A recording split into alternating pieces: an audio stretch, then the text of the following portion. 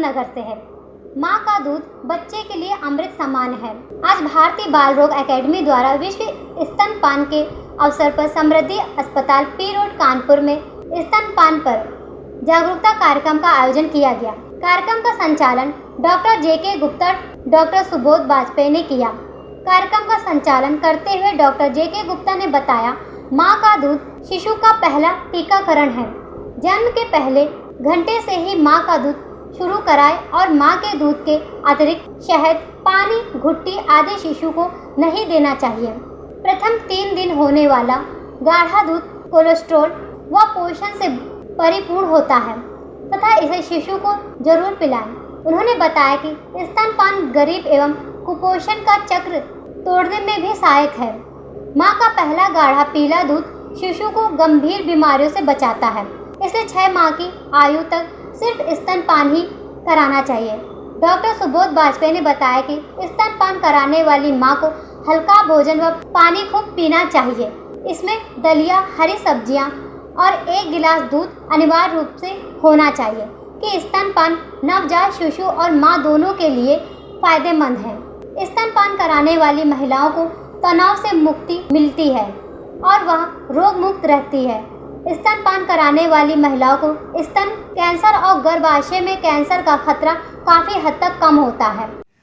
मैं doctor JK. Gupta, नवजात शिशु रोग संगठन कानपुर का मैं अध्यक्ष हूँ और इस समय हमारी संस्था विश्व स्तनपान सप्ताह मना रही है, जो कि 1 से 7 अगस्त तक मनाया जाता है।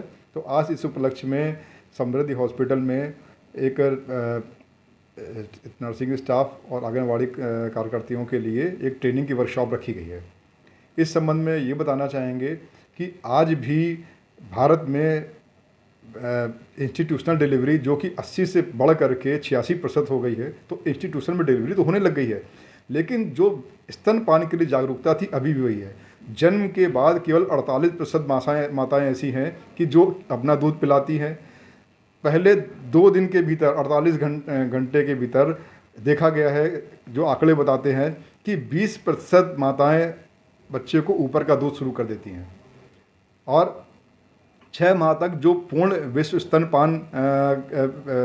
स्तनपान कराना होता है, तो पूर्ण स्तनपान में जो आज भारत का आंकड़ा है वो 54.9% है। तो देखा गया है कि अभी भी जागरूकता बहुत कम है।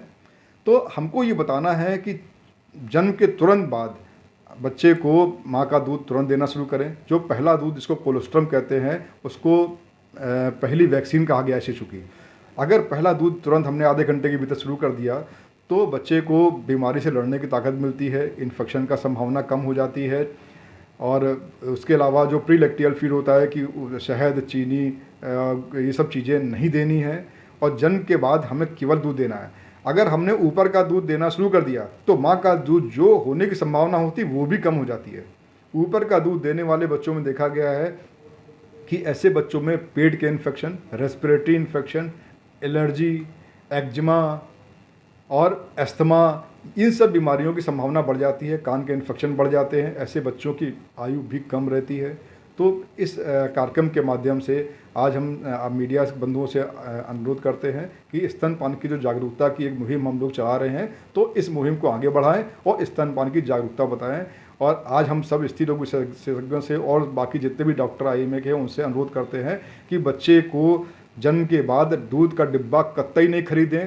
बोतल के बारे में बिल्कुल मना करें कि बोतल हमें कभी नहीं देनी है। और अगर माँ बच्चे अच्छे से खान पान करेगी, अगर माँ को विश्वास है कि हाँ हमें बच्चे ऊपर वाले ने बच्चा दिया है तो दूध भी देगा, तो अगर ये भावना रखेंगे तो दूध 100% होगा और हमारा जो पूर्ण स्तनपान का जो सपना है वो पूरा होगा।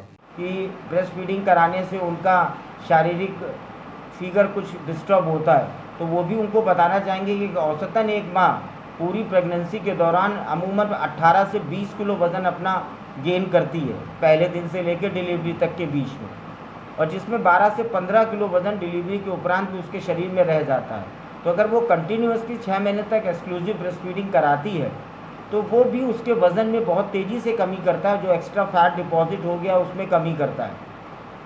और बाकायदा साइंटिफिक तरीके से प्रूवन भी एक चीज़ और हो गई है कि अगर कोई मदर एक्सक्लूसिव ब्रेस्ट फीडिंग करा रही है तो उसको किसी गर्भ निरोधक दवाइयों की आवश्यकता नहीं पड़ती है पहले वर्ष में। तो अगर वो लगातार ब्रेस्ट फीडिंग करा रही है तो उसको कोई भी गर्भ निरोधक दवा खाने की भी ज़रूरत नहीं पड़ती, क्योंकि वो उसमें खुद ही ऐसे हार्मोन्स रिलीज़ होते हैं कि जो आने वाले वक्त में उसको किसी भी प्रेगनेंसी को होने से बचाएंगे। कानपुर से विशाल सैनी की रिपोर्ट, न्यूज़ हब भारत।